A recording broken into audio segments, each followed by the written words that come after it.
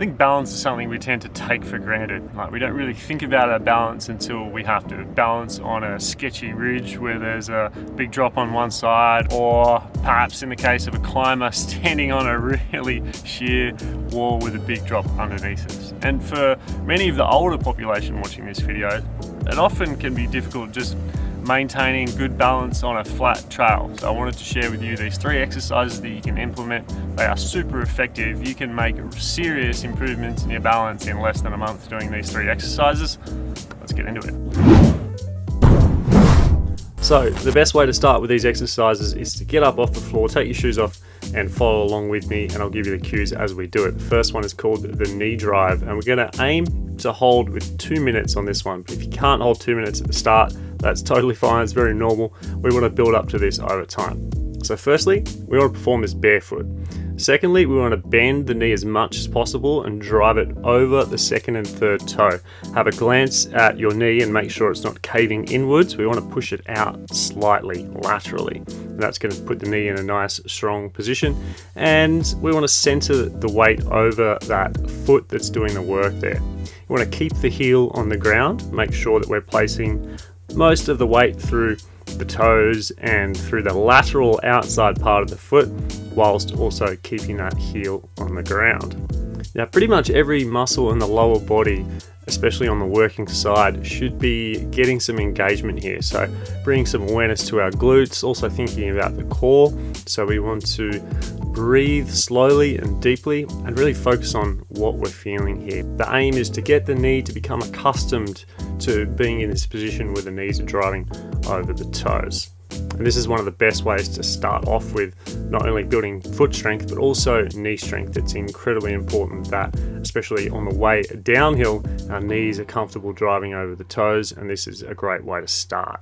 Okay, let's get into the second move. Sticking with the single leg balance theme here, we're going to do hip openers.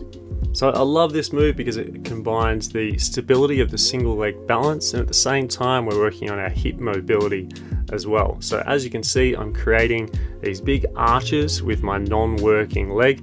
I'm aiming to bring that knee up as high as I can as I transfer it very carefully from the front to the back of the body. So aiming again to keep that strong foot on the ground, weighting the foot through our toes, through the lateral outside part of the foot, and still keeping the heel on the ground.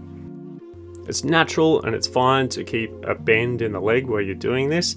That's a really good way to help train the smaller stabilizer muscles in the hip and all the way down to the foot.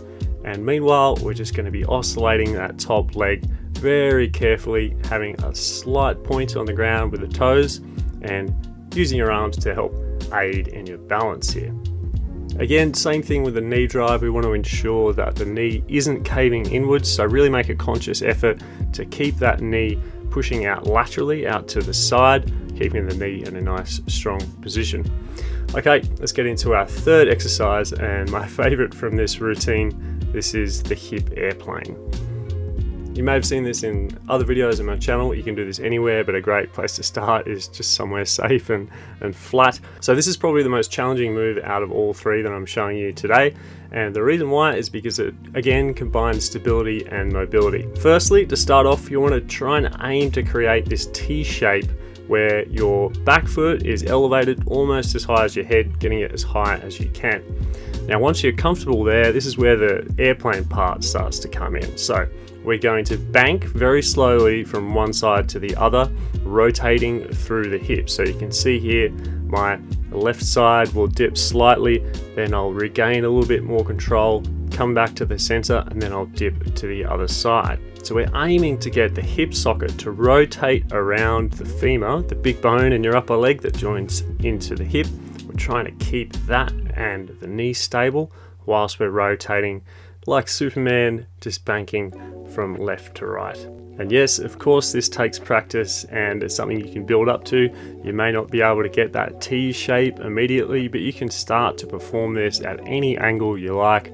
Start wherever you can and build up over time. And I'd recommend just starting a timer for 1 minute, giving it your best shot, and then switching to the other side for another minute. So how do we know if these exercises are improving our balance? Well, you can do a single leg standing test.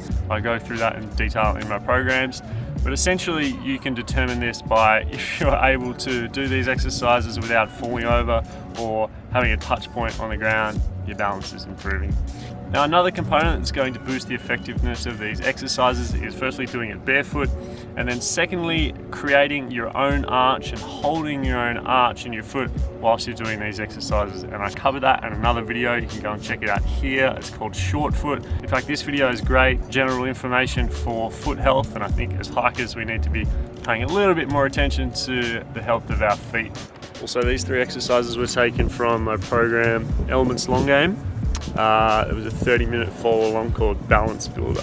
So if you're really into this balance stuff, Elements Long Game is where it's at.